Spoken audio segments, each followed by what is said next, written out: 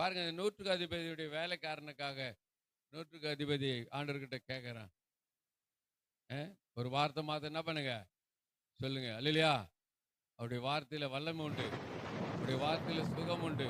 அவருடைய வார்த்தையில விடுதலை உண்டு. அவருடைய வார்த்தையில எல்லாம் உண்டு. அல்லேலூயா. அதுதான் சொல்ல ஒரு வார்த்தை மாத்த என்ன பண்ணுங்க எனக்கு சொல்லுங்கப்பா. என் வேலைக்காரன் என்ன ஆயிடுவான்? சகமாயிடுவான். நீ போகலாம். உன் வேலைக்காரன் என்ன ஆயிட்டான்? குணமாயிட்டான். கரங்களை தட்டி கர்த்தர் நாமத்தை மகிமைப்படுது. போறான். போகும்போதே வழியில ஆளுங்க வராங்க. போறதுக்கு என்ன பண்ணாதீங்க, வருத்தப்படுத்தாதீங்க. வேலைக்காரன் என்ன ஆயிட்டான்? சுகமாயிட்டான். கர்த்தர் நம்ம ஒவ்வொரு பலப்படுத்துவாராக. செபிக்கலாம். ஜெபம் பண்ணு. எழுந்து நின்று ஜெபம் பண்ணி முடிக்கலாம். ஆத்துமாவே கர்த்தரை ஸ்தோத்திரி.